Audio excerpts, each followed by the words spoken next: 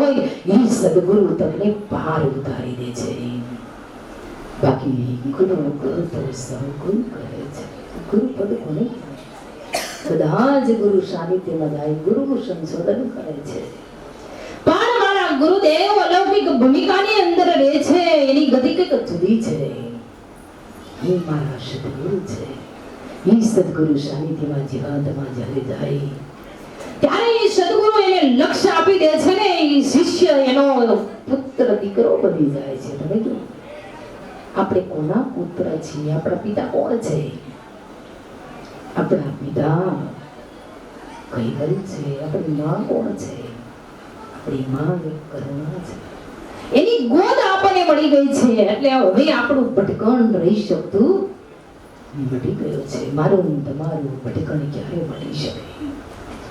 ઘાટથી અઘાટ લક્ષ્ય ગતિ પ્રાપ્ત થાય અને અઘાટ ગતિનો લક્ષ્ય જ્યારે જીવાત્માને પ્રાપ્ત થાય ને, એવા સદગુરુ એક એવા ભૂમિકાની અંદર રહેતા હોય, એવા લક્ષ્યનું આરાધન કરતા હોય, એવા કોઈ સંતની કૃપા થઈ જાય ને, ત્યારે સમજી લેજો કે હવે મારી ભવસાગર તરવાની નૈયા માનવ નાવ હવે ભવસાગર તરવામાં વાર નથી.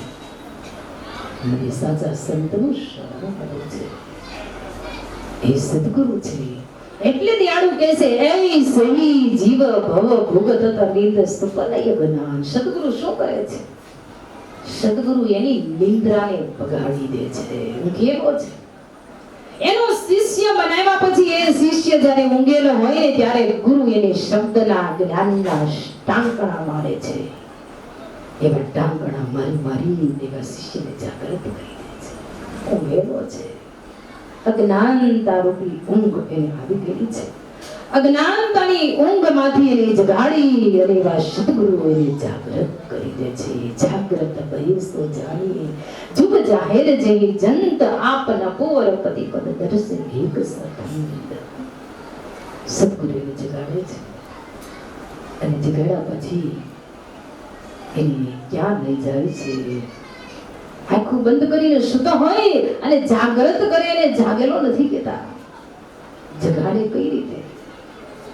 એના અંતરની અંદર આત્મા સ્વરૂપ એક સુતેલો છે. ઇન્દ્રિયો અંતસ્કરના પટથી એ ઢંકાયેલો છે, માયાના બંધનમાં આવી ગયેલો છે. એ બધા બંધન તોડાવી દે છે. આ બધા બંધનમાંથી તોડાવી અને એની જે સુરતા છે ને,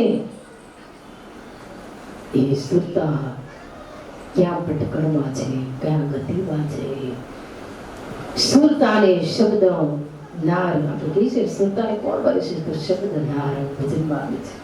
ઈ નાર સુરતાને શબ્દ નાર વરે છે ને, ઈ સદગુરુ એમાં એની ગતિ આપી દે છે અને જીવ જાગૃત થઈ જાય છે ને પછી પોતાના પિંડની અંદર ખોજ કરે છે.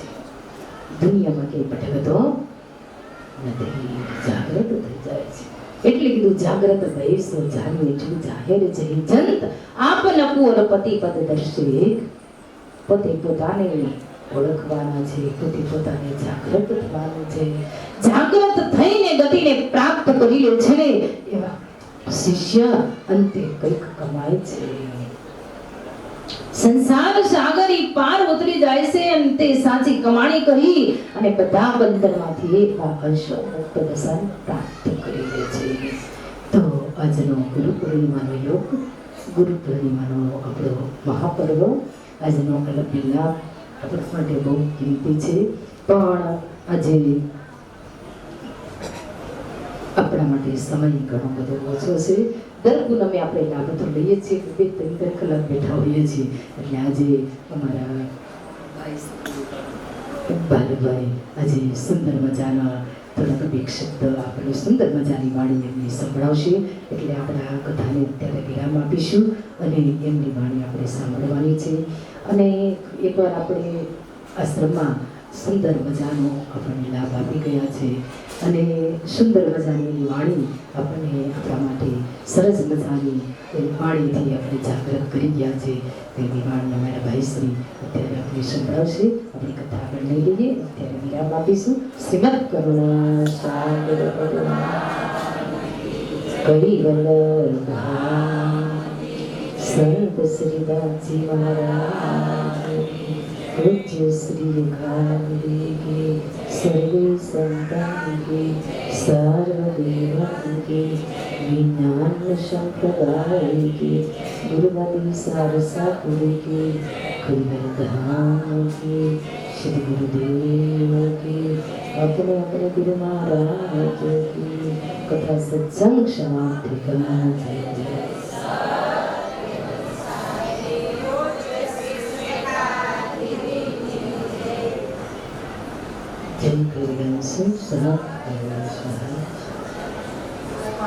હૃદયથી નમન કરું છું. આપ લોકોને પણ હું ખૂબ ખૂબ અભિનંદન સાથે શુભેચ્છા આપું છું કે આપ લોકો આજે તે કિંમતી સમય કાઢી અને ગુરુ પૂર્ણિમા શું આની સમજણ લેવા માટે મળ્યા છો ને એ બદલ હું આપ સૌનો હૃદયથી ખૂબ ખૂબ આભાર વ્યક્ત કરું છું. કારણ કે ગયા વર્ષે આપણે મળ્યા હતા, કેટલાને યાદ છે? ગયા વર્ષે આપણે મળ્યા હતા. હા, ખરેખર યાદ રાખ્યું એટલે સારું કહેવાય, નહીતર ભૂલાઈ જાય. આપણે શું હોય, કામ પૂરું થયું એટલે પૂરું. પણ ખરેખર આપ લોકોનો પણ સાથ અને સહકાર હંમેશા રહ્યો છે. અને સમાજની અંદર કોઈ પણ સેન્ટર હોય એ સેન્ટરની અંદર આપણે જોડાયેલા રહેવું જોઈએ. કહેવાય ને કે ગુરુ પૂર્ણિમા એટલે આપણે બધા એવું કરીએ કે આપણે ગુરુનો હાથ પકડીએ છીએ કે ગમે ત્યાંથી ગુરુ ગોતી લ્યો. ગોતી લીધા પછી આપણે ગુરુનો હાથ નથી પકડવાનો, આપણો હાથ ગુરુને પકડાવવાનો છે. કારણ કે ગુરુ જો આપણો હાથ પકડશે ને તો એ મૂકશે નહીં. આપણે તો કેમ કે અલગ અલગ મનના મુસાફિર છીએ, ગમે ત્યારે આપણે ભગવાનને હાથ છોડી દઈએ છીએ. એટલે આપણો જે હાથ છે ને એ આપણા ગુરુના ચરણોમાં એને પકડાવવાનો છે કે તમે અમારો હાથ પકડી રાખો. કારણ કે આપણે તો ગમે ત્યારે મૂકી શકીએ, પણ ગુરુ એક વખત જો આપણને પકડે ને એ પછી મૂકતા નથી. કારણ એને ભવો ભવની ભવિષ્યની આજીવન એ આપણી ચિંતા કરતો રહેલું વ્યક્તિત્વ એટલે ગુરુ હોય છે. ગુરુ પૂર્ણિમા, ગુરુ એટલે જે લઘુ નથી, નાનો નથી, બધાને સમાન સમજે છે, મોટા સમજે છે, આ એટલે ગુરુ. અને આવા ગુરુના ચરણોમાં જ્યારે આપણે મળ્યા હોય ને ત્યારે આજના દિવસે નવા નવા સંકલ્પ લેવાના હોય. પણ આપણે શું કરીએ છીએ કે આ સત્સંગ તો કે ઘડીક વાર છે, ચાલો ને સત્સંગમાં જઈએ. ઘડીક વારનો નથી, આજીવન સત્સંગ હોવો જોઈએ. એક પણ એવું તમે વ્યક્તિ જોયું કે સત્સંગમાં ગયો ને બગડી ગયું? બાકી ફરવા તમે જાઓ, આનંદ મનોરંજન કરવા જાઓ, ત્યાંથી તમારે બગડવાના ચાન્સ વધારે છે. તમારી પાસે સમય ન હોય તો એના માટે સમય કાઢે ને આવા સરસ મજાના જે સંતો છે, આવા સરસ મજાના રોડા મંદિરો છે, ભગવાનના સાનિધ્યમાં આવીને બેસો. ત્યાં આપણને બદલાવ આવવાની સંભાવના છે, ખાતરી છે કે આવા સંતોના સાનિધ્યમાં જ્યારે આવીએ ને ત્યારે આપણા જીવનની અંદર પરિવર્તન આવે, કરુણા આવે. અને આપણો ભગવાન પણ સ્વયં કરુણા સાગર. સાગર એટલે કોઈ સામાન્ય વસ્તુ નહીં, કરુણા સાગર કે જે અપાર, નાનામાં નાનો વ્યક્તિ હોય, ગરીબમાં ગરીબ હોય કે કરોડપતિ હોય, સમાન બધે કરુણા રાખનાર વ્યક્તિત્વ એ સ્વયં ભગવાન છે. તો આવા કરુણા સાગરના જ્યારે સાનિધ્યમાં બેઠા હોય ને ત્યારે આજે ગુરુ પૂર્ણિમાનો ઉત્સવ આપણને ખબર છે. ગુરુ ક્યારેય માંગતા નથી, પણ શિષ્યની ફરજ આવે કે આપણે ગુરુને દક્ષિણા રૂપે કંઈક આપવું જોઈએ. જો આપણે દરેક મહાભારતના પ્રસંગ લઈ લ્યો, રામાયણના લઈ લ્યો, એકલવ્યના પ્રસંગો લઈ લ્યો, દરેકે દરેક એમના ગુરુ પાસે જઈ અને આમ તો કહેવાનું ન હોય કે આમાં શું જરૂર છે, આપણે રોજે આવતા હોય આપણને ખબર પડવી જોઈએ. કારણ કે આપણા ઘરની અંદર કઈ ઘટતું હોય એટલે આપણને તરત ખબર પડી જાય. ઘરે આવે તો કે મેં તમને કીધું તું પેલું લાવ્યા કે નહીં, બીજે દિવસે જાય, ત્રીજે દિવસે રોજ કે એટલે પછી એટલે કંટાળી જાય. પછી આપણને ખીજાય કે ને ત્યારે આપણે બધી વસ્તુ લાવીએ છીએ. પણ ખરેખર આ સ્વયં કરુણા સાગરનો દરબાર છે. અને આ દરબારની અંદર આપણને ખબર પડવી જોઈએ કે હવે આ આશ્રમની અંદર શું જરૂર છે, કેવા વસ્તુની જરૂર છે, આની અંદર શું કરી શકીએ. આ દરેકે દરેક સાથે મળી અને આયોજન કરવું જોઈએ. હંમેશા બહેનો છે ને એ ઝુંડમાં રહેવા વાળું વ્યક્તિત્વ કહેવાય. દરેક બહેનો, આપણે જેમ કીડીઓ કહે ને કે કીડી એક નહીં હોય, એ એક ખાંડનો દાણો પીડ્યો છે ને તો અલગ અલગ બધી આજુબાજુની સોસાયટીની કીડીઓ ભેગી થઈ અને આ ખાંડના દાણાને ઉપાડીને જાય. કારણ એની અંદર એકતા છે. અને આપણે પુરુષો એટલે મકોડાની જેમ મારી જેમ એકલા આંટા મારીએ. પણ ખરેખર સંઘે શક્તિ કલો યુગે, આ ગીતાની અંદર ભગવાને કહેલું છે કે સંઘ શક્તિ એ છે ને એ કોઈ દુનિયાની તાકાત તમને હલાવી નહીં શકે. અને આજે સમાજની અંદર કેવું થયું છે કે જ્યારે આપણે કોઈ મુશ્કેલીમાં આવીએ ને તો આપણે બીજા પાસે જઈને વાત કરીએ ને એટલે તરત એમ કે તારે તકલીફ છે એટલા કરતાં મારે વધારે છે એમ કરીને આપણને માનસિકતાથી નબળા પાડે. પણ એટલો આપણી અંદર વિશ્વાસ કોઈ આપતું નથી. અને જો આ વિશ્વાસ કેળવવો હોય ને તો આવા સંતોના સાનિધ્યમાં આપણે જવું જોઈએ કે આવા સંતોના સાનિધ્યમાં જઈએ ને ત્યાં આપણને મનોબળ મજબૂત બને. આવા શાસ્ત્રના વિચારો આપણને આપવામાં આવે છે. મેં ઘણી વખત YouTube ની અંદર આપણી જે ચેનલ છે એની અંદર હું જોતો હોય, સાંભળતો હોય, પણ જ્યારે સાંભળવાનું ચાલુ કરીએ ને તો કેમ અડધી કલાક જતી રહે, પોણી કલાક જતી રહે ખબર નથી પડતી. કારણ કે એટલું બધું એકાગ્ર અને ભાવથી જે અહીંયા પીરસવામાં આવે, આપણા દીદી જે પીરસે છે એટલું બધું ભાવથી પીરસે છે કે કદાચ તમે કોઈ મોટા સિટીની અંદર કે વિદેશોમાં જઈને મોટિવેશન સ્પીકરને બોલાવો ને તો 1 મિનિટના 1 લાખ રૂપિયાનો ચાર્જ હોય છે. એ લોકો ફક્ત બિઝનેસ નું સમજાવીને જતા રહે. તમારો બિઝનેસ ચાલે તોય ભલે, ન ચાલે તોય ભલે, પણ આપણે અહીંયા બિઝનેસ નથી. આપણો એક પરિવાર છે. પરિવારની અંદર બધા સાથે મળીને રહે આવો એક ભાવના હોય. અને હંમેશા સંત એટલે સરળ સ્વભાવનું વ્યક્તિત્વ, એની અંદર સરળતા હોય. તમે કદાચ અહીંયા આવો કે ન આવો આપણને મનમાં ફેર ન હોય, પણ અહીંયા જે સંચાલન કરતા હોય દીદી, એને આપણા પ્રત્યેનો ભાવ એટલો અખૂટ હોય છે. એ અંદર ચિંતા કરતા હોય કે ભાઈ અમારે સંજયભાઈ આજે કેમ નથી આવ્યા. એક દિવસ ના આવે બીજા દિવસે તરત એમને ફોન કરવામાં આવે. શા માટે નથી આવ્યા? કે ભાઈ એને કઈ તકલીફ નથી, ઘરની અંદર કોઈ બીમાર નથી. આ પણ ચિંતા કરે ને એ સંત હોય છે. સંત એટલે કે ફક્ત મોટી મોટી માળાઓ કે મોટી પાઘડી વાળી માથે બેસી એ સંત નહીં. સરળ સ્વભાવનું વ્યક્તિત્વ એટલે સંત. અને જ્યારે માણસે સુખી થવું હોય ને ત્યારે આવા સંતોના સાનિધ્યમાં જતું રહેવાનું. એટલે આપણે હંમેશા સુખી જ રહીએ. આપણી ચિંતા કરવા માટે ભગવાને આવા સંતો નિર્માણ કર્યા. નહીતર એને આપણી શું જરૂર છે આમાંથી કોઈને? આપણે કદાચ આવી કે ન હોય એનું શું ફેર પડે? પણ એક અહીંયા નથી ફેર પડતો, પણ આપણા જીવનની અંદર બહુ ફેર પડે છે. એક પણ વ્યક્તિ તમે જોજો કે ધર્મની અંદર જતો હોય ને સમાજની અંદર બગડી ગયો હોય એવો દુનિયામાં દાખલો નહીં મળે. હોટલમાં જમવા જતો હશે કે કોઈ બારમાં જતો હશે તો એમાંથી બગડવાના ચાન્સ વધારે છે. પણ આવા મંદિરોમાં જાય તો એની અંદર સંસ્કાર આવશે. મંદિરોમાં એકલો બેસી અને ભગવાનની સામે બેસે ને, એકાગ્ર થાય ને એટલે એની અંદર વિચાર આવે કે કસ્ત્વમ કોહમ કૃત આયાત, હું કોણ, ક્યાંથી આવ્યો ને ક્યાં જવાનું છે. આનું જો ચિંતન કોઈ આપણને શીખવાડે ને તો આવા સંતો શીખવાડતા હોય કે હું કોણ. આ એક માણસને પ્રશ્ન થાય કે હું આ દુનિયાની અંદર આવ્યો છું તો મારી શું ફરજ હોય છે. કહેવાય ને કે સમાજનું ઋણ પણ આપણી પર હોય. આપણે ઘણા કે ભાઈ આમાં સમાજના માટે કંઈક સારા કામ કરો તો કે સમાજે આપણને શું આપ્યું, પણ આપણે આવો પ્રશ્ન બોલીએ ને સમાજને નીચો પાડીએ છીએ. પણ જ્યારે આપણે નાના બાળક હોય, ગામની સ્કૂલ હોય અને ભણવા આપણે કપડાની ભરત ભરેલી બાવળિયા ભરેલી ઠેરીઓ લઈને ભણવા જતા હોય ને ત્યારે કોઈ ચોમાસાનું ટાણું હોય, વરસાદ આવતો હોય ને બજારની અંદર હાલ્યા જતા હોય ને ત્યારે કોઈ ભેંસ ગામનું ધણ આવ્યું હોય અને એ ડમરી ચડાવતું જતું હોય ને ત્યારે આપણને કોઈ વ્યક્તિ બાવડું પકડીને ઓટલા ઉપર મૂકી દે ને એ એટલે આપણો સમાજ. અને એ સમાજને આપણે ઋણી છીએ તો સમાજને માટે પણ આપણે કંઈક કરવું જોઈએ. પણ આપણે તો શું કહે, એ તો મારામાં તાકાત હતી એટલે હું ઓટલે ચડી ગયો. અરે ભાઈ, આપણામાં પછી તાકાતની નથી. ભગવાને સ્વયં બચાવ્યો ને.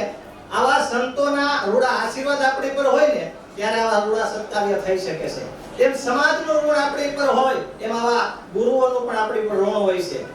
આપણે આપણી ચિંતા નથી કરતા એટલી ગુરુજી આપણી એટલી ચિંતા કરે છે. દીદી જોજો, મને તો અહીંયા આવવામાં ઓછો પરિચય છે, પણ હું અહીંયાથી બધા વિડીયો સાંભળતો હોઉં ને અને સંજયભાઈ સાથે વાત કરતો હોય ત્યારે વાત થતી હોય કે દીદી દરેકની ચિંતા કરે છે. શા માટે? કે આપણા ઘરની અંદર આવનારું નાનું બાળક છે એ પણ આ સત્કાર્ય સાથે જોડાઈને એમનો એક જ ભાવ છે.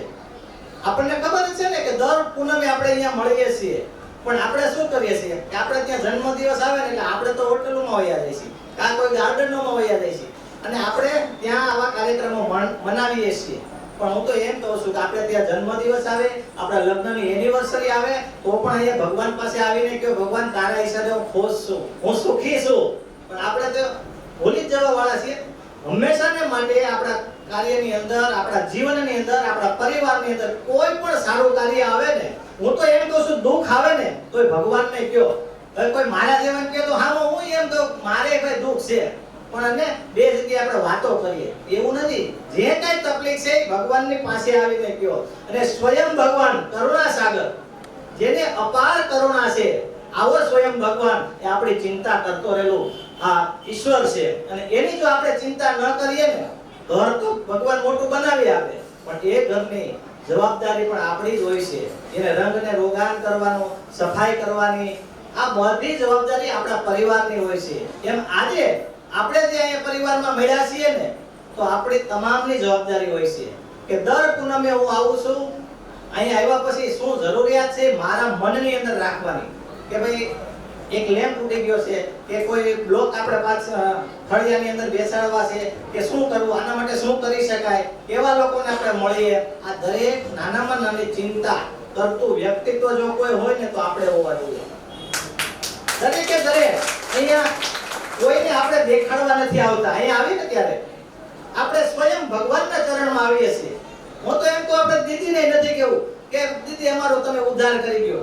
દીદી આપણા માટે રાત અને દિવસ, હવે નહીતર એને સવારે 5 વાગ્યામાં ઉઠવાની જરૂર શું છે? આ જગતના કલ્યાણ માટે જાગે ને તે સંત કહેવાય. એટલે આપણા માટે આપણે ભાગ્યશાળી છીએ કે આવું વ્યક્તિત્વ. અને હું તો ઘણા બધા પ્રોગ્રામમાં જતો સાંભળતો હોઉં, ત્યાં ફક્ત કંઈક વાતો જ હોય છે, પણ આપણા જીવનની અંદર શાસ્ત્રની વાતો જો કોઈ જગ્યાએ હોય તો અહીંયા જ આપણને આ શાસ્ત્રની વાતો સાંભળવા મળે છે. એટલે દરેક વખતે, દરેક ઉત્સવ વખતે આપણે દર પૂનમે સવારની અંદર પ્રભાત ફેરી પણ થાય છે. એક વખત તમે પ્રભાત ફેરીની અંદર અનુભવ તો કરો.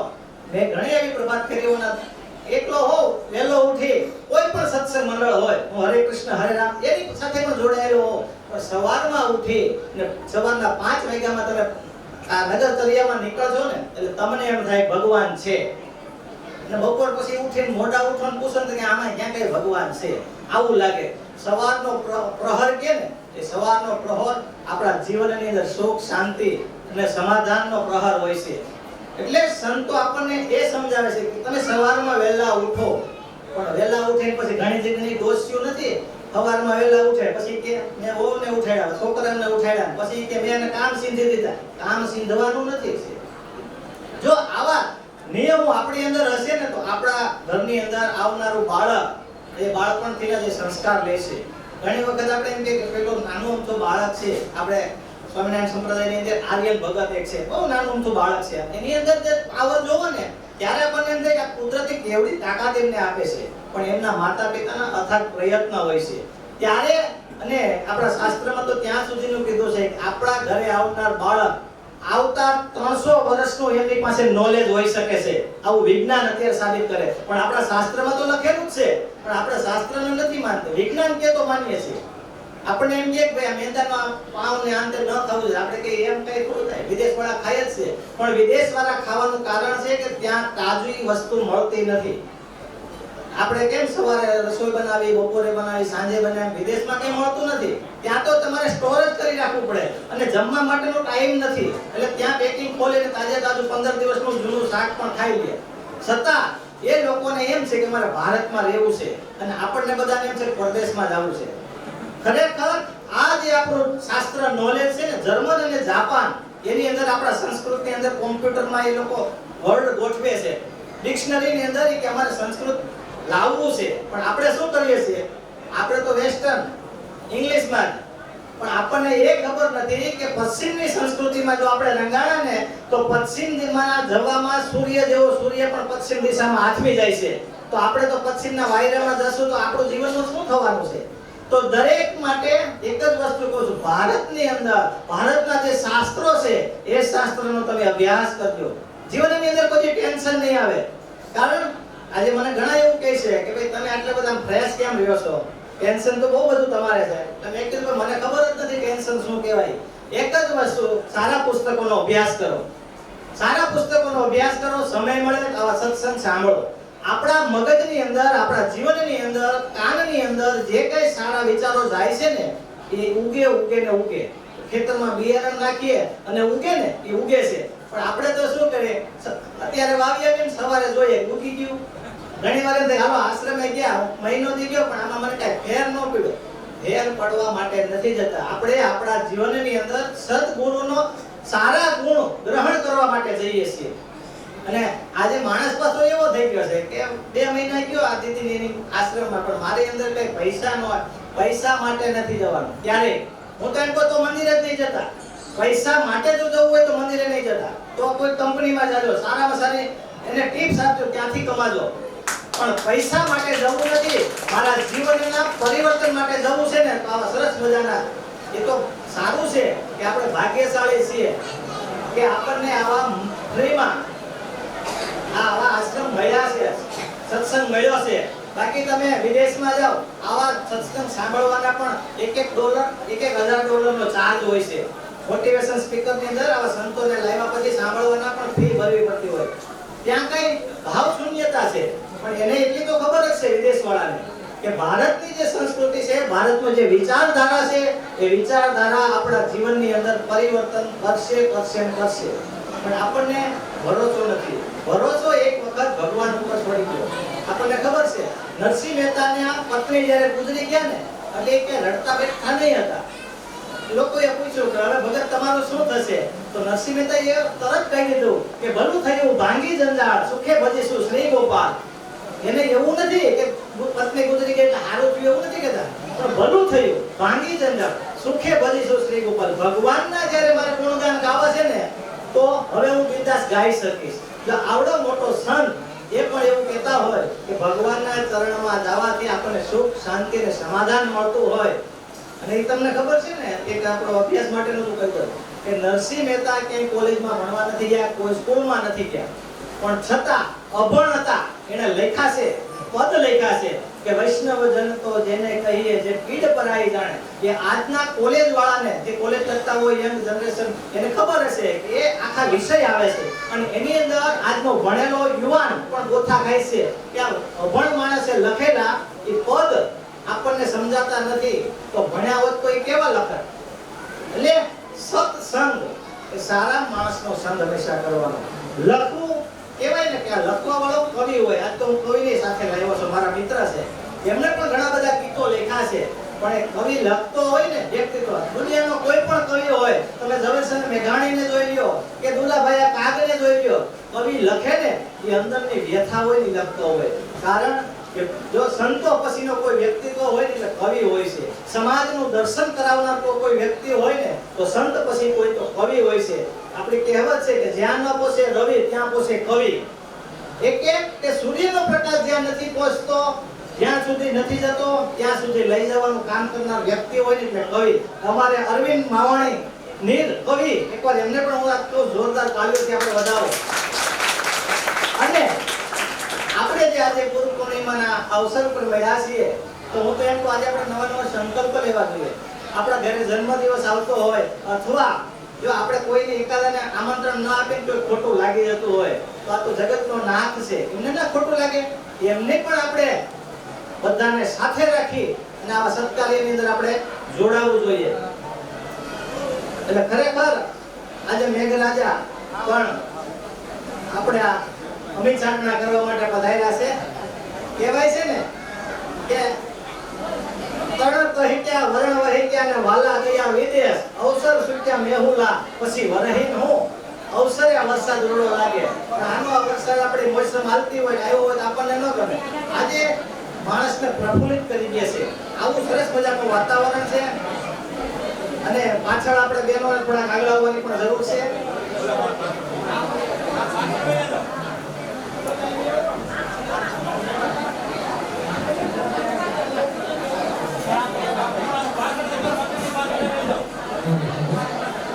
એટલે આપણે આગળ જ આવવાનું, વાતો નથી કરવાની. સંજયભાઈ તમે વાતો કરવાનું નથી કીધું ને? હા બસ એમ.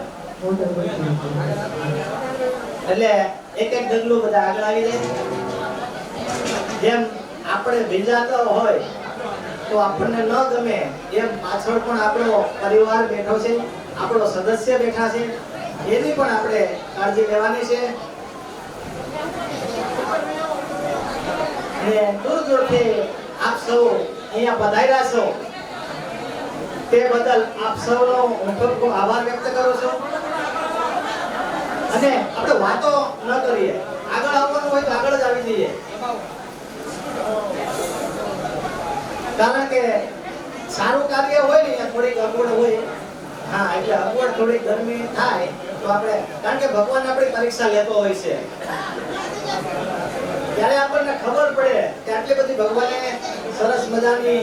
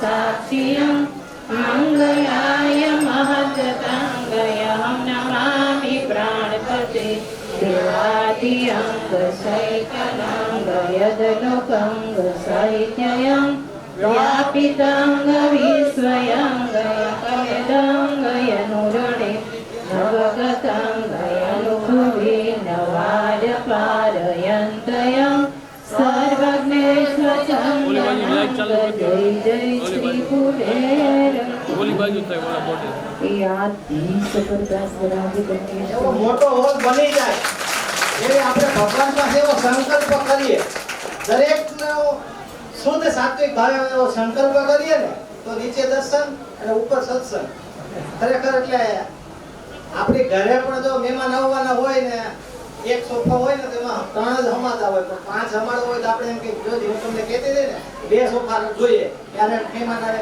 એમ ભગવાન પણ આપણો વિચાર કરતો હશે અત્યારે મનની અંદર આવું ઉગ્યું છે અને ઉગે એને કોઈ ન ઉગે આપણે કહેવત છે ને એટલે ખરેખર આપ લોકોનો પણ ખૂબ ખૂબ આભાર સાથે સાથે આવો સંકલ્પ શુદ્ધ ભાવે કરવાનો આપણને અગવડ પડી છે આવનારા બીજા સત્સંગીઓને પણ આવી અગવડ ન પડે એવું આપણે શુદ્ધ ભાવે ભગવાનને કહેવાનું, કોઈને આપણે બીજા નથી કહેવાનું, ભગવાનને કહીએ. કારણ કે આપણે ખબર છે બહારથી ગેટની અંદર એન્ટર થાય ને એટલે ઓલા પથ્થરો છે ને એમાં ઘણી વખત ફેસ આવે છે, ઘણાને તકલીફ પડે. તો આપણે ભાઈઓ અને આપણે આ સત્સંગ મંડળ બધા એક આયોજન થયું છે કે ખૂબ સરસ મજાનું આપણે ત્યાં મેદાન બનાવવું છે અને એની અંદર આપણે યથાશક્તિ આપણે લખાવાનું છે.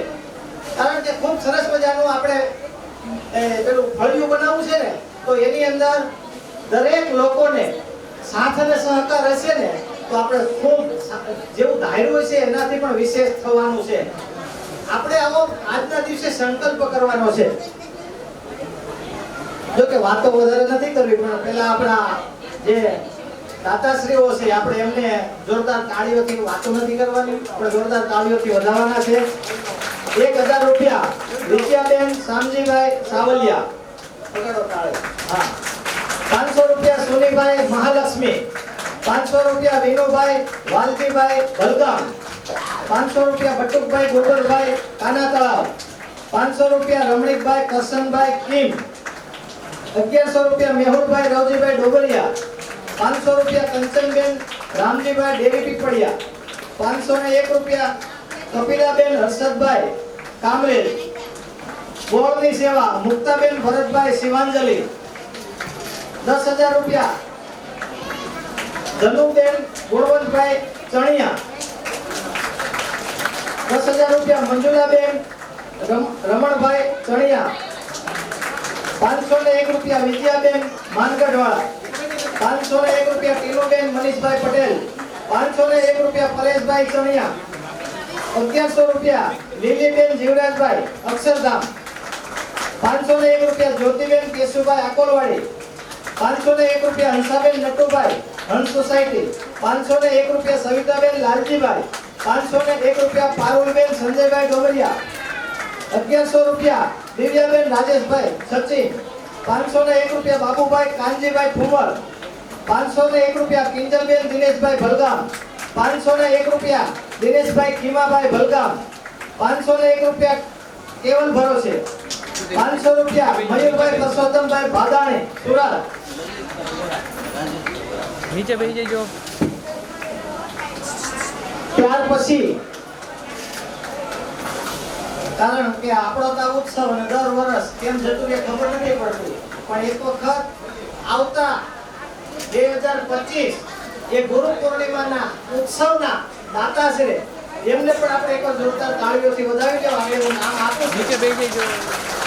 એટલે એક ડગલું આપણે તો અત્યારે તો વિચાર કરીએ કે અત્યારે વરસાદ એવો શું થશે, પણ ભગવાને આવતા 25 માં શું થવાનું છે એનું પણ અત્યારે આપણને આપી દીધું. એટલે ખરેખર દાતાશ્રીઓને પણ વિચાર આવ્યો છે ને, એકવાર એમને જોરદાર તાળીઓથી વધાવી દો. જોરદાર હવે હિટ આવવાનું હોય. હા.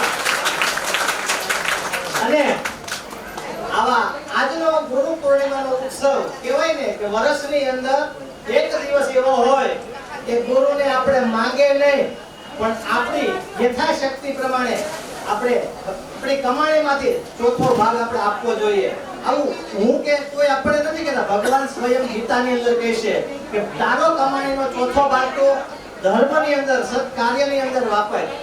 અને આમાંથી આવા સંકલ્પ લેવાય. ઘણીવાર આપણે પરીક્ષા આવે ને તે માતાજીને પિતાજીને કહે હે ભગવાન મારા છોકરાને પાસ કરી દેજે, આવું આપણે સ્વાર્થ માટે કહીએ છીએ. પણ એવું તો ભગવાન પાસે કહેવું જોઈએ હે ભગવાન મારા છોકરાએ કોલેજના 3 વર્ષ પૂરા કરી દીધા, પણ હવે નોકરીની જવાબદારી તારી અને કદાચ લાખ રૂપિયાનો પગાર થાય ને તો પહેલો પગાર ભગવાન તમે આપવો છે. આવો સંકલ્પ લ્યો.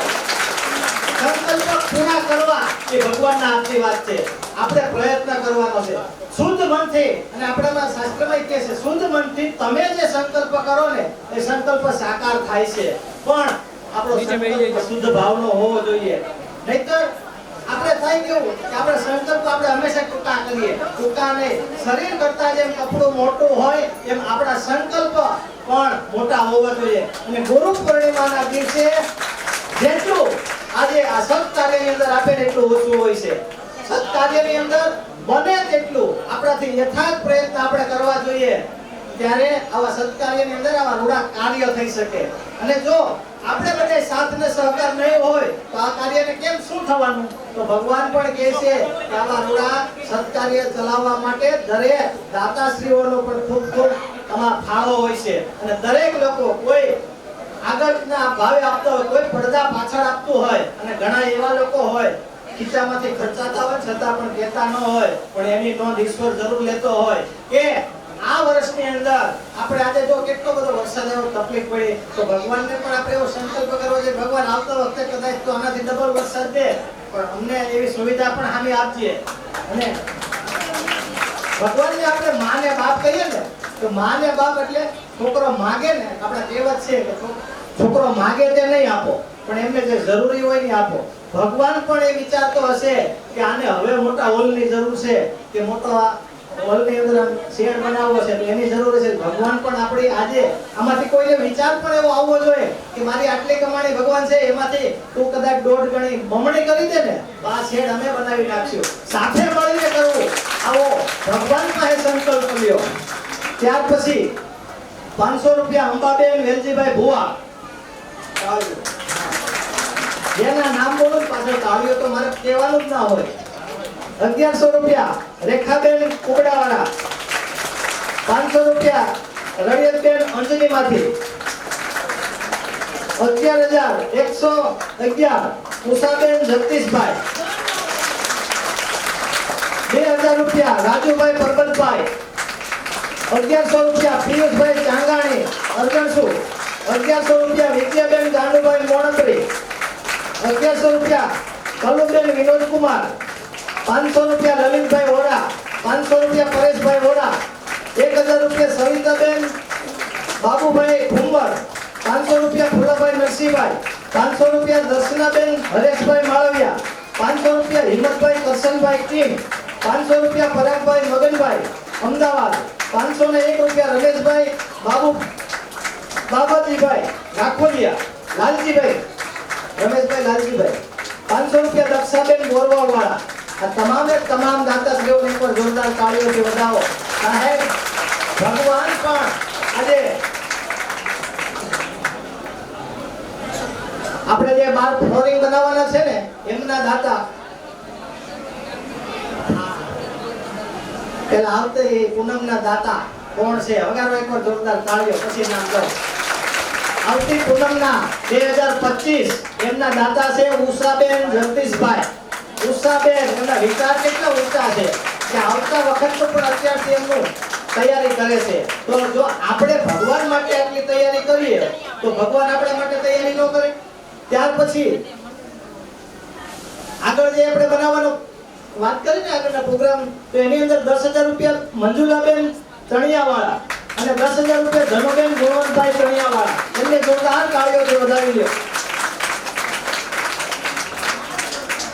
સાહેબ આપણે તો જો આપણા છોકરાને ક્યાંક પરદેશમાં મોકલવાનો હોય ને, તો પણ આપણે એટલી તૈયારી કરતા હોય, પાસપોર્ટ કઢાવી, વિઝા કઢાવી, અને ત્યારે એમાં પછી ફ્લાઇટો કેન્સલ થતી હોય. હમણાં 2 દિવસ પહેલા આખું ભારતનું સર્વર બંધ હતું, કેટલાની ટિકિટ આપણે જૂની સિસ્ટમથી ચાલુ કરી 1 દિવસ પૂરતી. તો ભગવાન આટલી વ્યવસ્થા આપણે કરતો હોય તો આપણે ભગવાનના માટે સંકલ્પ કરવાના, આપણા સ્વાર્થ માટે નહીં. આપણે જો ભગવાન માટે સંકલ્પ કરશું ને, તો ભગવાન આપણાથી 2 ડગલા આગળ હાલે. જેમ આપણા જૂના કાળની અંદર આપણે હાથમાં બત્તી લઈને વાડીએ વાહુ જતા, આપણા જૂના વખતના, મારી પાસે દેશી વાતો વધારે આવશે, કારણ કે આપણે દેશીમાં જઈમાં દેશીમાં જીવવું, દેશીમાં જ મરવું છે. એ જીવનનો આનંદ તમને જો સુખ સાહિત્યમાં નથી મળતો ને, એટલા દેશી જીવનમાં મળે છે. તો બેટરીને જેમ તમે લઈને ગામડાની અંદર જેમ ચાલ્યા જતા હોય, તો પ્રકાશ એનો તમે જેટલા ચાલો ને એટલો પ્રકાશ આગળ વધે. એમ સત્કાર્યની અંદર તમે જેટલું વાવશો ને, એટલું તમારો પ્રકાશ આગળ વધતો જશે. ભગવાનને માટે એમ કે 500 લખાયો, ભગવાન કે મારે 2000 આપવા પડશે તો 500 નો મેળ થાય. કોઈ 10,000 લખાવ્યા તો 1 લાખ એને આપવા પડશે, અને એ વ્યવસ્થા ભગવાન કરે, અને આપવું જ પડે. જો આપણે આપણા બાળકને પરદેશમાં જવાનો હોય ને એની વ્યવસ્થા કરી આપતા હોય, તો આ તો જગતનો નાથ કરુણા સાગર, બધાની ઉપર કરુણા વરસાવનાર સ્વયં ભગવાન પોતે.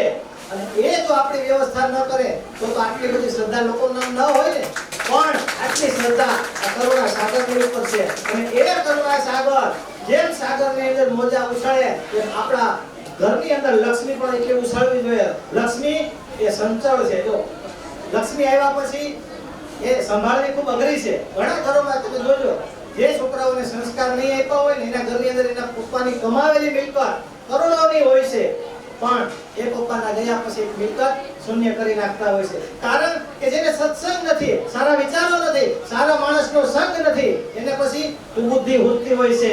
અને ન કરવાના વ્યસનો, આજે સમાજની અંદર વ્યસનો કે નાના નાના યુવાનો પણ 1,000 રૂપિયાના હાથની અંદર ઇન્જેક્શનો થાય, મા બાપને ખબર હોતી નથી અને આવા 1,000 રૂપિયાના ઇન્જેક્શનો હાથની અંદર જોઈને આવા ડ્રગ્સના રવાડે ચડેલા છે.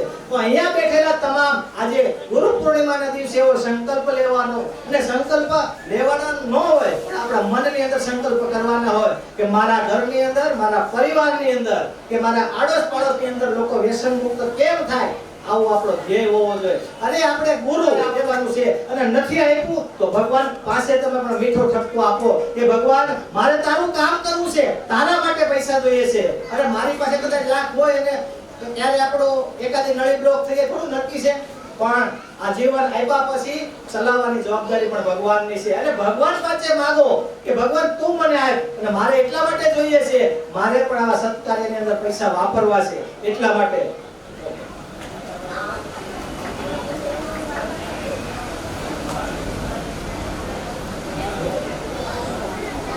500 રૂપિયા અંબાબેન વેલજીભાઈ ભુવા, 1100 રૂપિયા રેખાબેન કુગડાવાળા,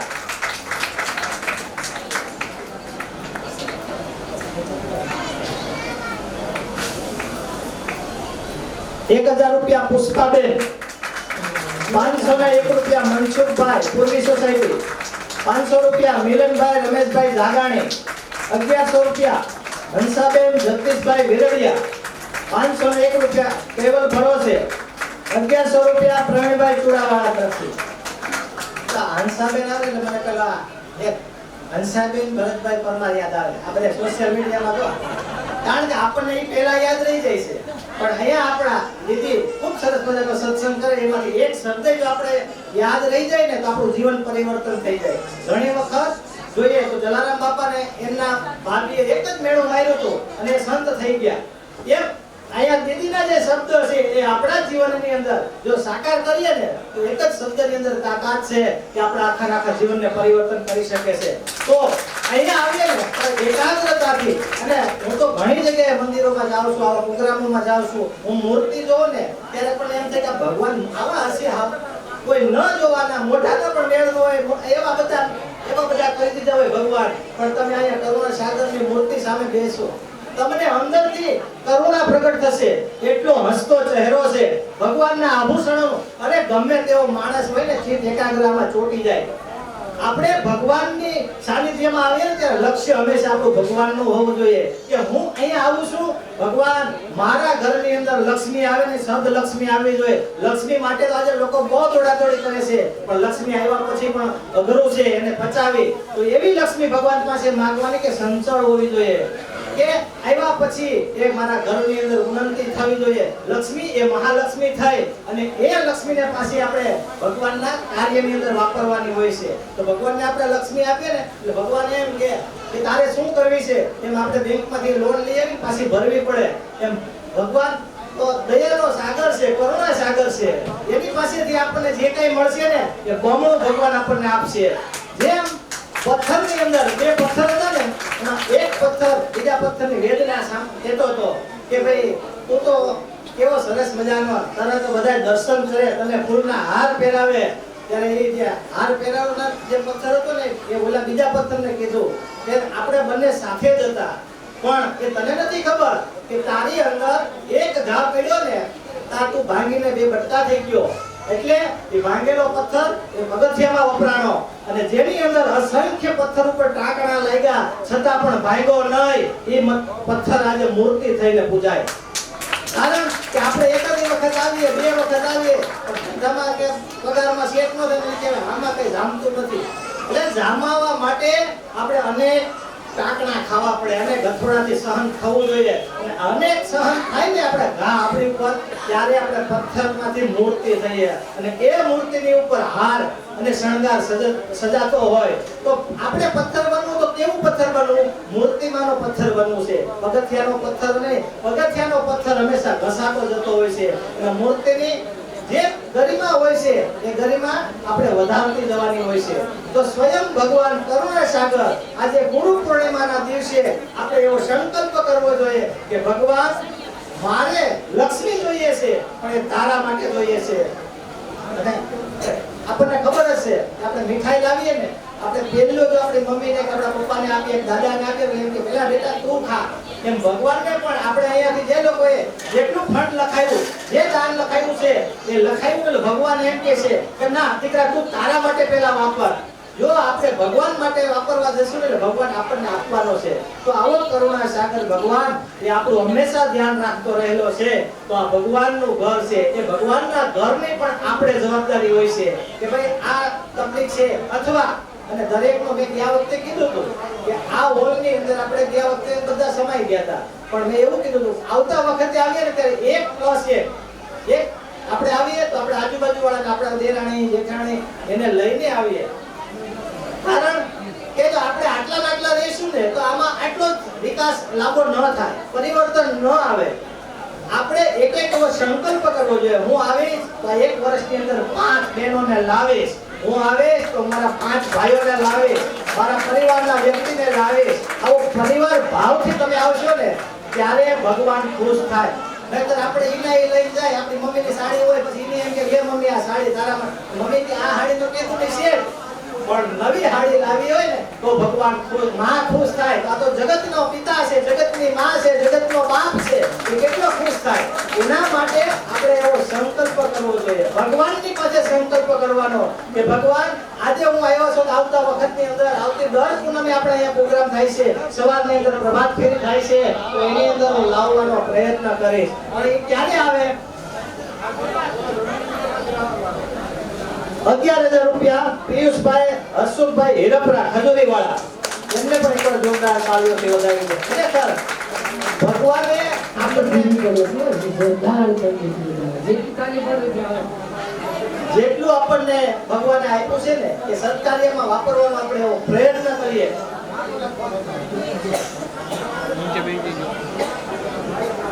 અને આપણા આમંત્રણને માન આપીને આપણા મહેમાનશ્રીઓ પણ છે, સાથે સાથે આપણા હર વખતે દરરોજ જેમની સેવાઓ હોય છે આવા વ્યક્તિઓનું આપણે વિશેષ સન્માન પણ કરવાનું છે. પણ સાથે સાથે આજે એવો ભાવ સાથે, સંકલ્પ સાથે ભગવાનની પાસે પ્રાર્થના કરવાની છે કે હું આવીશ, હું 2-5 બહેનોને લાવીશ, અથવા હું દીદીની સાથે જઈશ. દીદીને પણ આપણે બીજાની ઘરે એવું હું એમ કહું છું, દીદી પધરામણી કરો છો કે નહીં? હાલો દીદી, બીજાની ઘરે પધરામણી કરો. તો આપણે કોઈની ઘરે એવા ઘરોની અંદર જાય કે જ્યાં સત્સંગ થાય, જો એ ઘરની અંદર બદલાવ આવશે ને તો એનું પુણ્ય આપણને મળવાનું છે. કારણ કે ઘણી વખત આપણે નિમિત્ત બનવાનું હોય છે. જો એ યશ, એ નિમિત્ત બનવાનું યશ આપણે લઈ લઈએ ને તો પણ ભગવાન આપણી પર ખુશ હોય છે. તો એવા ઘરોની અંદર જવું જોઈએ કે એ ઘરની અંદર સત્સંગ થાય, લોકો સુખી થાય. બાકી ગમે તે ઘરે જાવ ને આવું દેરાણી જેઠાણી હામે હામાં જ હાલે છે, ક્યાંય શાંતિ નથી. અને મનની અંદર એમ થાય કે આપણે આત્મહત્યા કરી લેવી, સુસાઇડ કરી લેવું, આવા નેગેટિવ વિચારો છે. પણ જો ભગવાનને સાનિધ્ય સાથે રાખશો તો સારા વિચારમાં છે આપણી અંદર આવું ટેન્શન નહીં આવે.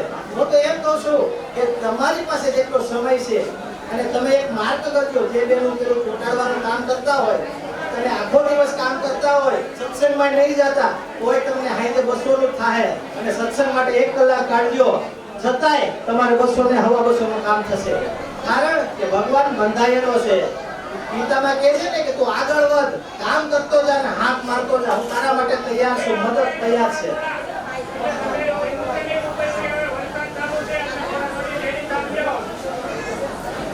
એટલે વરસાદ ચાલુ છે, થોડી ઘણી અગવડતા હોય તો આપણે અગવડતા પણ સહન કરી લેશું.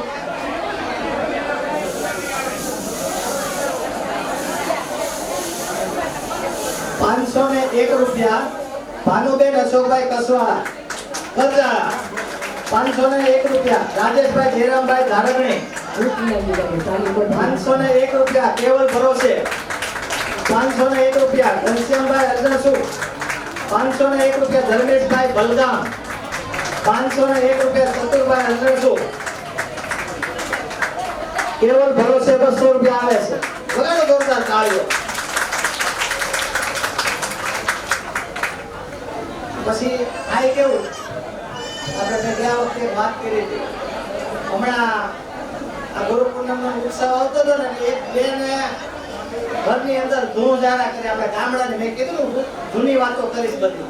ધૂળઝારા કરી અને આમ આખો ઘરનો કચરો હોય ને કાઢીને આપણે ગામના બારોબાર પ્લોટમાં નાખવા જાય.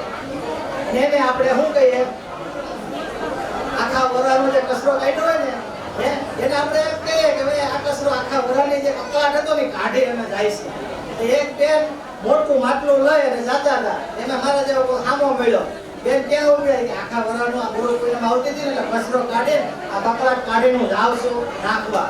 એટલે બેન કે પણ આખા વરાનો તમારે એક રૂમ છે, આટલો મોટો કચરો ન હોય. કે ના ના કચરો જ છે, કકળાટ જ છે. એટલે મારા જેવો હતો એને કીધું કે આટલો બધો કકળાટ ન હોય. માટલું ઉતાર્યું, માટલા ઉતારીને જોયું ને તો એ બેન ના હાહુ બેઠા હતા અંદર. એ કે અમારે આખા વરાનો આ કકળાટ છે.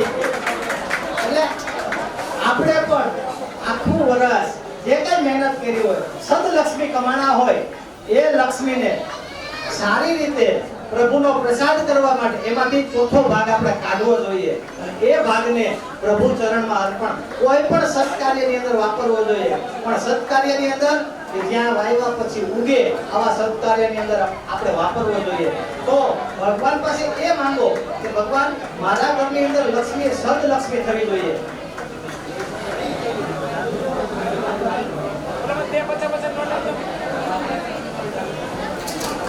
એટલે વરસાદ ચાલુ છે એટલે કદાચ થોડી ઘણી અપડતા હોય તો આપણે પણ સહન કરતા શીખવાનું.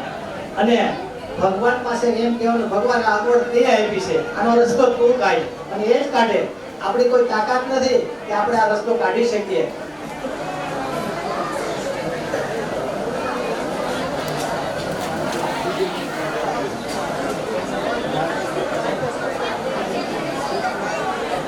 દરેક ઘરની અંદર હું તો એમ કહું વ્યસનથી આપણે ઘણી વાર ભરોસો મૂકી દઈએ છોકરા ઉપર, પણ છોકરા ઉપર ભરોસો નહીં મૂકતા.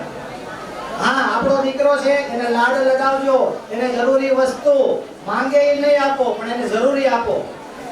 અને એની પાછળ પણ આપણી નજર રાખજો.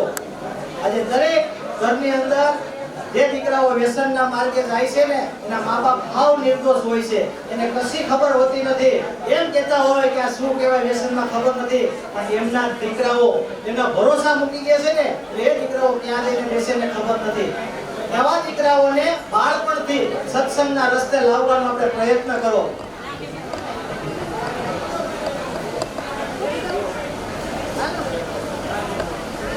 હવે તાળીઓનું તો મારે કહેવાનું નથી. 501 રૂપિયા નવનીતભાઈ હરિભાઈ ચૌધરી.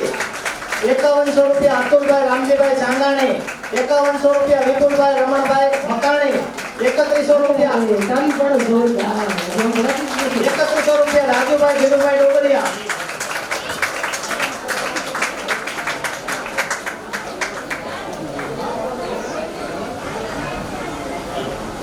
₹501 રૂપિયા ભાનુબેન અશોકભાઈ કરજાળા. 501 રૂપિયા રાજેશભાઈ જયરામભાઈ ગારણણી. 501 રૂપિયા કેવલ ભરોસે. 501 રૂપિયા ઘનશ્યામભાઈ અરજણસુખવાળા. 501 રૂપિયા ધર્મેશભાઈ બલરામ. 501 રૂપિયા સતુરભાઈ અરજણસુખવાળા. ભાઈઓમાં જે જમવાનું બાકી હોય એ જાય.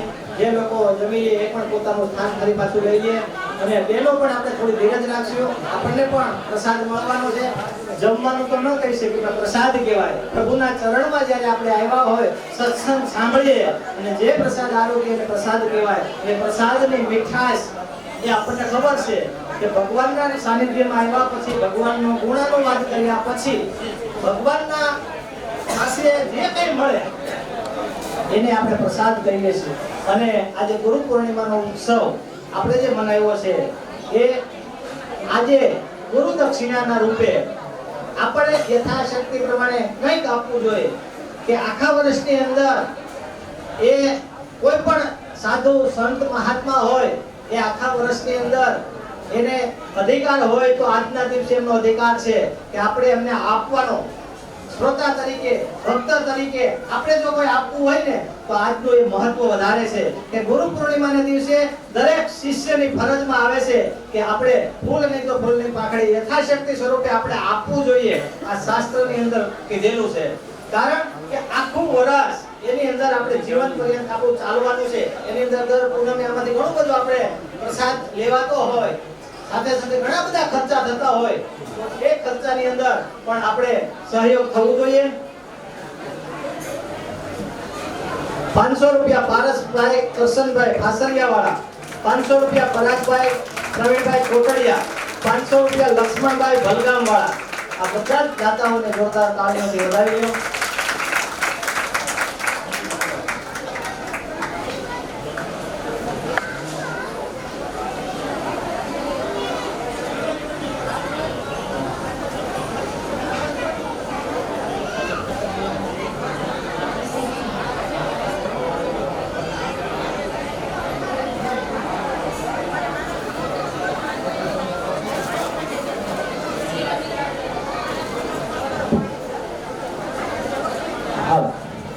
હવે આપણે જે આપણા મહેમાનશ્રીઓ છે એમને પણ આજે ફૂલના હારથી આપણે સન્માનિત કરવાના છે. કારણ કે આપણી ભારતીય સંસ્કૃતિની પરંપરા છે કે મહેમાનશ્રીઓ આવે આપણે એમને સન્માનિત કરવા જોઈએ. પછી આપણી ભારતીય સંસ્કૃતિની પરંપરા આવી ને એટલે મને એક વાત યાદ આવી ગઈ. સાથે સાથે વાત કરી દઉં. આપણા એક બેન છે એ સત્સંગમાં ગયા એટલે એમને સમજણ પડી ગઈ કે ભારતની હું આદર્શ નારી છું, મારે મારા પતિ કરતા સ્થાન મારું નીચું હોવું જોઈએ. જો આજે બહેનોની અંદર એવી છે હરીફાઈ ચાલે છે, બહેનો પુરુષની જેમ સમોવડી થવી જોઈએ, પણ આપણા શાસ્ત્રમાં સમોવડી નથી કીધું. સમોવડી પહેલેથી જ આપી છે એમને બિરુદ. પણ જ્યારે આવા સત્કાર્યની અંદર આપણી લક્ષ્મીને સત્કાર્યમાં જ્યારે આપણે વાપરતા હોય ત્યારે આપણને આવું સન્માન મળતું હોય. જોરદાર તાળીઓથી આપણે વધાવી લઈએ. આપણા દીકરીઓ દીકરીઓ બહુ જોરદાર એકદમ નથી. સન્માન થતું હોય ત્યારે, કારણ કે એમનું પણ આ સત્કાર્ય. વિપુલભાઈ ગોપાલભાઈ અર્જુન સુખવારા એમનું વિનંતી કરું. જેના નામ બોલીએ આપણે ઝડપથી આવે. એના પછી જમવામાં હર્ષુભાઈ રવજીભાઈ હિરપરા.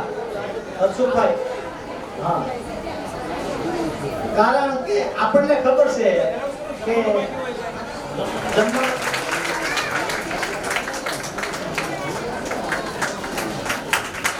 ખૂબ સુંદર સરસ મજાનું એમનું યોગદાન અને આપણે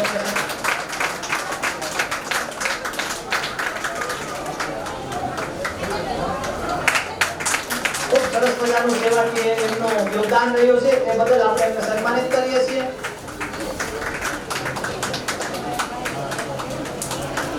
જોરદાર તાળીઓથી આપણે વધાવી લઈએ. જય એકાદી હું એમ કહું છું કે એકાદી તમારી જે કલમની રચના છે અમને એક સંભળાવો, પછી હું પાછો ઉદાહરણ પાડે. પણ દીદીજી જેવા વક્તા હોય ને ત્યારે અમારી જેવાનું ખરેખર શાંત રહીને સાંભળવાનું જ હોય છે. પણ આજે કેવું છે કે બહેનોએ ખરેખર આજે નારાયણની સાથે કોણ કોણ આવ્યા છે, એના નારાયણની સાથે કોણ કોણ આવ્યું છે.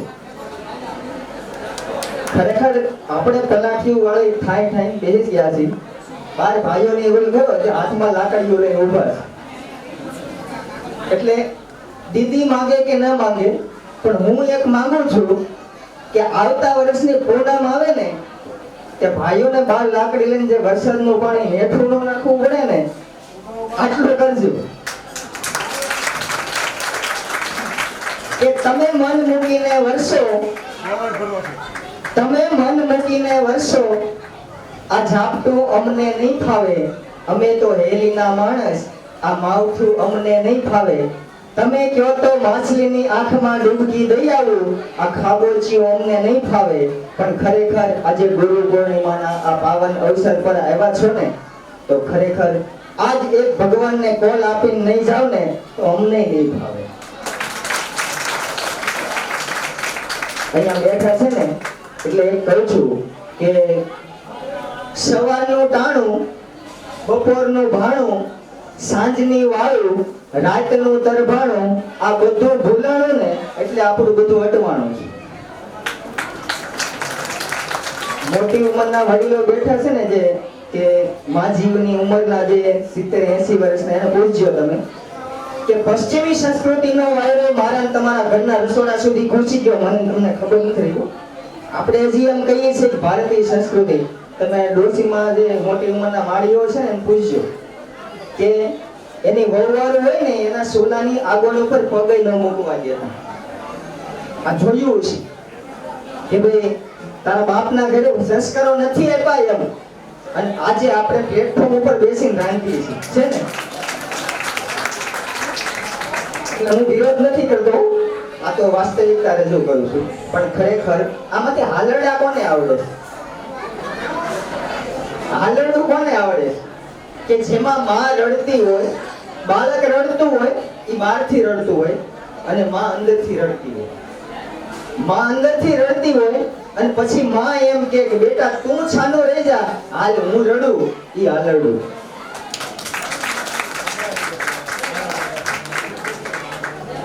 હાલરડું કોઈ સાંભળ્યું તો છે કે નહીં? શિવાજીનું છે, ચેલૈયાનું છે, પણ એ ખરેખર માનું હૃદય હતું. અને મારું એક હાલરડું YouTube ઉપર આવી પણ ગયેલું છે, જે મને બહુ ગમે છે. કે હાલરડા ભૂલી જઈશું ને તો બાળકોને તમે શું પીરસશો? પશ્ચિમી સંસ્કૃતિનો વાયરો ભલે વાઈ ગયો, પણ જૂનું નહીં આપો ને તો કાલ મ્યુઝિયમની અંદર જઈને બાળકને બતાવવું પડશે કે બેટા આપણા ભારત દેશની અંદર આ હતું. અને ખરેખર મેં જ્યારે લખવાની શરૂઆત કરી હતી ત્યારે મને ઘણા લોકોએ કીધું હતું કે તમે કંઈક એવું લખો કે ભાઈ એમાં કે ગમે મજા આવી ગઈ. મને મજા આવે એવું નથી લખવું, પણ મારો કૃષ્ણ રાજી થાય અને લોકો એના હૃદય સુધી લાગણી મારી પહોંચે ને, આ મારો એક ભાવ છે. મારે લોકગીતો જ લખવા છે. મને ચકુરી દીકરી મન નહીં મજા આવે. કૃષ્ણના હોય, દીકરીના હોય, માતાજીના હોય, મેં લોકગીતો જ લખ્યા છે. એમાંનું એક હાલરડું તમને સંભળાવું કે ખરેખર કે હાલરડાની અંદર માં કેટલી રડતી હોય, કે માથા ઉપર હાથ ફેરવતી હોય, બાળક ખોળામાં સૂતું હોય, બાળક ક્યારે સૂઈ જાય ને એ માને ખબર ન હોય, બાળકને પણ ખબર ન હોય. આ તાકાત હાલરડાની છે, આપણા વિદેશમાં નથી. અને એની એક રચના, એક ઝલક સંભળાવું છું. ખરેખર આજે દીદી પાસે અહીંયા આવ્યો છું ને પહેલી વખત, પણ આગ્રહ હતો એટલે ગાઉં છું, બાકી હું તો શ્રોતા તરીકે જ આવ્યો. થઈ ગઈ છે માજમ રાત મારા રાજ દુલારા, થઈ ગઈ છે માજમ રાત મારા રાજ દુલારા, સુઈ જાને મારા બાળ હવે દેવના દુલારા, સુઈ જાને હવે બાળ મારા દેવના દુલારા, થઈ ગઈ છે માજમ રાત મારા રાજ દુલારા. મયુર પંખ ફેલાવીને તારી સામે નાચતો, ગુંજતો કોયલનો ટહુકારો કેવો મીઠો ભાસતો, ઝૂલતા મેના પોપટ પારણે તારા કિલોલ કરતા, થઈ ગઈ છે માજમ રાત મારા રાજ દુલારા. ખૂબ ખૂબ આભાર. ખરેખર આ ગુરુ પૂર્ણિમાના પાવન અવસર પર મને અહીં આમંત્રિત કરી અને આયોજકો તથા દીદી સુરેખા દીદીનો ખૂબ ખૂબ હૃદયથી આભાર વ્યક્ત કરું છું. ખૂબ જોરદાર કવિએ પોતાની કલમથી લખેલો હાલરડું આપણને સમજાયું. પણ આજે ઘેરે ઘેરે પ્રશ્ન છે, ઘેરે કહો ને કે તમારા છોકરા કે અમારે 12 વાગ્યા સુધી હુવે જ નહીં, બધા ફોનમાં જ મતતા હોય, એમાં આપણે ગૌરવ લઈશી. ખરેખર આ ગૌરવ નથી. વાત કરતા કરતા, વાર્તા કરતા કરતા જે બાળક સુવે એની અંદર કોઈ દિવસ ખરાબ રસ્તો ન આવે. કારણ કે આપણા જૂના કાળની અંદર વાર્તાઓ, હાલરડાઓ આ સંસ્કાર હતા. ન ખબર પડતા એને સંસ્કાર આપી દેવામાં આવતા. એટલે આપણા બાળકો આપણા કયામાં હતા. પણ હવે કે અમારે 12 વાગ્યા સુધી મોબાઈલ મૂકે જ નહીં, પણ આપણે એને ટેવ પાડીએ, તોફાન કરે, રડે એટલે આપણે આપી દઈએ છીએ. પણ ખરેખર બાળકને માગે તે ન આપો, એમને જરૂરી આપો, જો બાળકને સંસ્કાર આપવા હોય તો.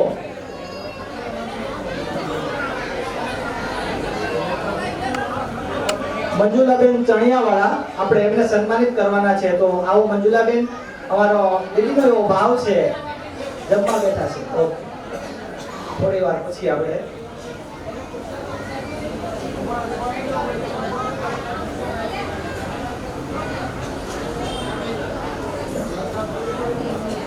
મંગળાબેન દિનેશભાઈ 1100 રૂપિયા એમના તરફથી આવે છે.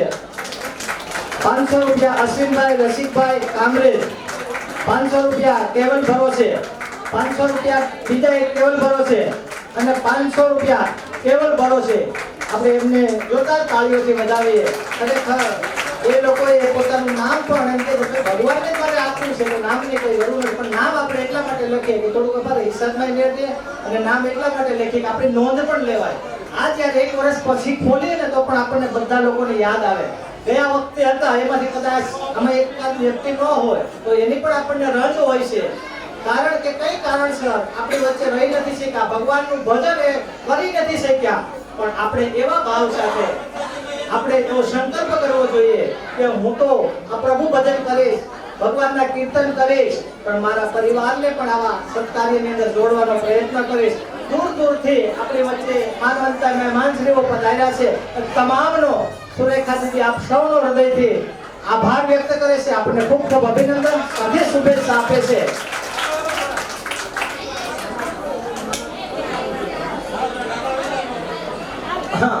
પછી જો અમારા ઓલી બાજુ, કારણ કે ભાઈઓના મોઢા પાછળ નહીં જાય, શું કરવા ખબર છે? એને જમી લીધું, પેટ પૂજા થઈ ગઈ.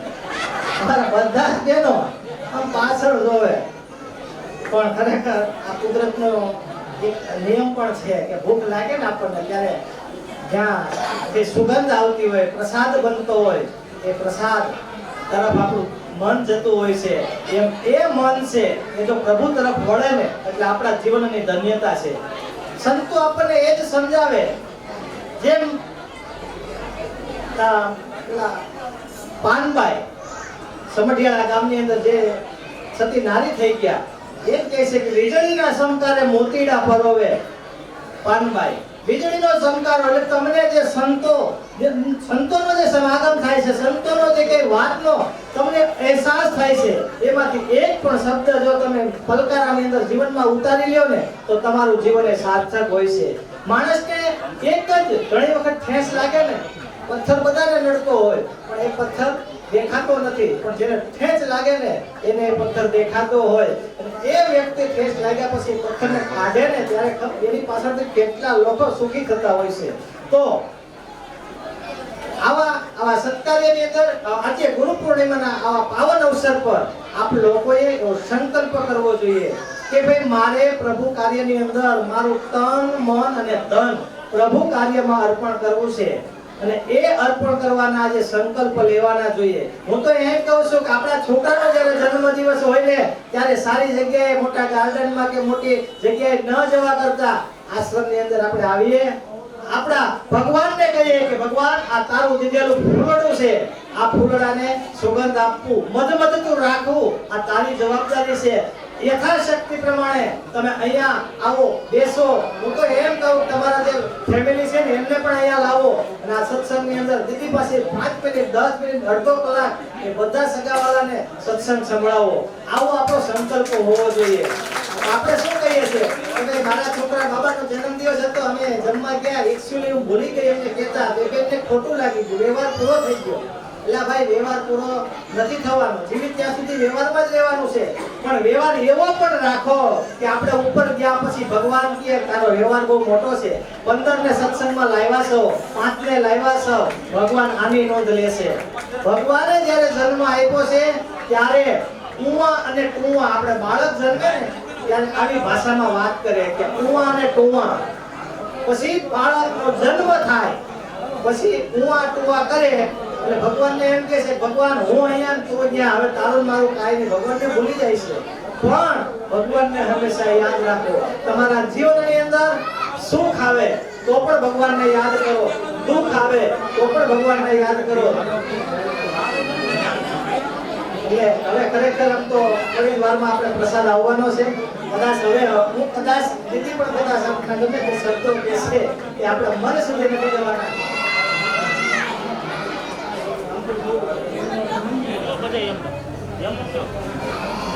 આપણે ખૂબ સુંદર મજાનું આ ગુરુ પૂર્ણિમાનું આયોજન હતું. એની અંદર આપણા સ્વયંસેવક ભાઈઓ, મારી વાત કેટલા લોકો સાંભળે ઉશિયારી કરે, બધાની હારવાઈ નથી કરવાની, મારી વાત સાંભળતા હોય ને પછી રીતે ફલાણા પેલા કેવી રીતે હું ઉશિયારી કરું. આ ઓલા જેવું થાય. એક ગામની બારોબાર છેવાડામાં એક હનુમાનજીનું મંદિર હતું અને બધા લોકો પૂજા કરવા જાય. એમાં 4-5 જણા મારા જેવા ગયા. એની સરસ મજાની મોટી મૂર્તિ હતી હનુમાનજીની, અને હનુમાનજીને સરસ મજાના મોટા મોટા કાન ને બધું સરસ મજાની મૂર્તિ હતી. તેમાં એક હનુમાનજીના કાનની અંદર આંગળી રાખી. તે અવાવરું મંદિર હતું છેવાડાનું. તેની અંદર એક વિક્ષી બેઠો હતો. એક જણાએ આંગળી નાખીને એને ડંખ માર્યો. એટલે એ હવે તો હું બીજા બેને કહું તો મારી કિંમત ઘટે. અને કે વાહ વાહ, કે બહુ મજા આવી, બહુ મજા આવી. તો બીજાએ આંગળી નાખી કે આહા, આમાં તો બહુ કાઢી હવા આવે છે. ત્રીજાએ આંગળી નાખી, એને બટકું ભર્યું. એ મને જે ડંખ પીડ્યો ને બધાને ડંખ પડવો જોઈએ, આવું આ લોકો વિચારતા હોય. પણ ખરેખર મને જે સત્સંગ મળ્યો છે ને એ મારા આડોશી પડોશી મારા પરિવારને સત્સંગ મળે એવો આપણે પ્રયત્ન કરવો જોઈએ. સંત એટલે સરળ સ્વભાવનું વ્યક્તિત્વ હોય ને એ સંત કહેવાય. કે આપણી સાથે મેચ થઈ જાય, આપણા દુઃખે દુઃખી હોય, આપણા સુખને સાકાર કરવા માટે આવા સંતો ભગવાન આપણને મોકલતા હોય છે. તો આપણે આપણા રસોઈની અંદર જે લોકો સ્વયંસેવકો સતત ખડે પગે ચાલુ વરસાદમાં પલળતા પલળતા પણ જે આપણને સરસ મજાનો પ્રસાદ આપે છે ને, એકવાર એમને જોરદાર તાળીઓથી વધાવો. આ જે આપણા મેદાનની અંદર, આપણા આંગણાની અંદર જે સ્વયંસેવક ભાઈઓ પ્રસાદની વ્યવસ્થા કરી છે, તમામને જોરદાર તાળીઓથી વધાવી લો. સાહેબ, આપણે તો અહીંયા પંખાની હવામાં ખૂબ સરસ મજાની વ્યવસ્થામાં બેઠા છીએ. પેલા લોકો પલળતા ઘણાને શરદીની તકલીફ હશે, પણ છતાં આપણા માટે ખૂબ સુંદર સેવા કરી રહ્યા છે. તો આપણે એમને પણ અભિનંદન સાથે શુભેચ્છા આપીએ. સાથે સાથે આજના દિવસે ગુરુ પૂર્ણિમાના દિવસે આપણે દીદીને પણ એકવાર જોરદાર તાળીઓથી વધાવી લઈએ કે આપણા જીવનની અંદર અંજવાળું કરવા માટે આ સંતો મહંતો પધારતા હોય છે. કહેવાય છે ને કે આપણે એક ભજન પણ છે, ગુરુના શરણમાં મારે કાયમ રે દિવાળી, મારા ગુરુના હે શરણમાં મારે કાયમ છે દિવાળી. આ દિવાળી ક્યારે હોય કે આખા વર્ષનું ખૂબ સરસ મજાની આપણે મહેનત કરી હોય, નિયમિત મંદિરમાં આવ્યા હોય, અને પછી જ્યારે ગુરુ પૂર્ણિમાના દિવસે આપણે જ્યારે ભગવાનને હિસાબ દેવાનો હોય ને, ત્યારે જો એ આપણા હિસાબથી ભગવાન ખુશ થાય ને તો આપણા જીવનની અંદર દિવાળી હોય છે. એમ ગુરુને આજના દિવસે જે કંઈ અર્પણ કરીએ એ આપણું યોગ્ય લેખે છે. તો હું તો એમ કહું છું કે તન મન અને ધનથી આજે ગુરુના ચરણની અંદર અર્પણ કરવું જોઈએ. અને એ પણ આપ્યા પછી પણ ન કહેવાનું કોઈને, કારણ કે આપણે 500 રૂપિયા આપી 500 જણાને કહેતા હોય, પણ નહીં, આજે હું ગુરુના ચરણની અંદર જે કંઈ આપું છું એ હું જે કંઈ આપું છું ને મારા હિસાબ આપવાનો હોય છે ભગવાનના ચરણમાં. અને એ હિસાબ આપણે આપણા સંકલ્પનો આપવાનો હોય છે. તો આજના દિવસે આપ લોકોએ ખૂબ કિંમતી સમય કાઢી અને આપણા આ સેન્ટરની અંદર આપ પધાર્યા છો એ બદલ સુરેખા દીદી વતી આપ સૌનો હું હૃદયથી આપને ખૂબ ખૂબ આભાર વ્યક્ત કરું છું. સાથે સાથે હું તો એક તો નાના બાળકોને પણ આપણા સત્સંગ તરફ વળે એવો આપણે પ્રયત્ન કરવો જોઈએ. સાથે સાથે આપણા ઘર પરિવાર આડોશી પડોશી જ્યારે પણ તમને કંટાળો આવે ને ત્યારે હું તો એમ કહું કે આ મંદિરની અંદર આવો, ભગવાનના સાનિધ્યમાં બેસો અને દીદીની સાથે વાતો કરો અને એની અંદર હળવા થાઓ.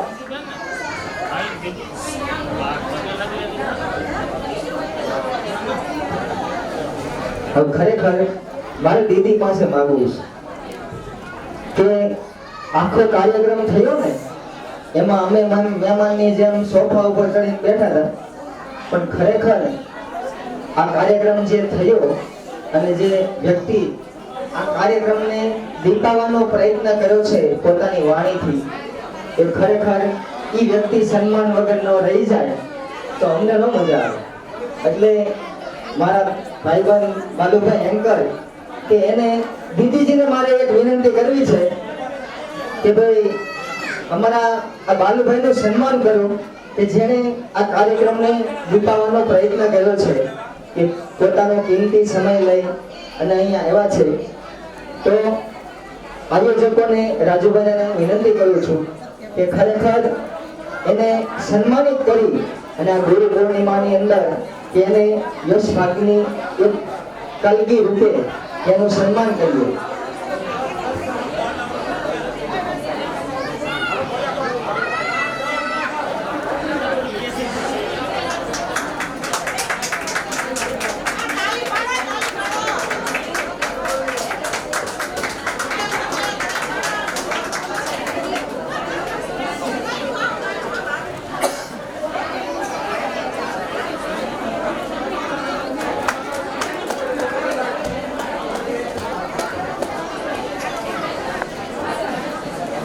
આપણે અહીંયા સન્માન થાય છે, જોરદાર તાળીઓથી વધાવીએ.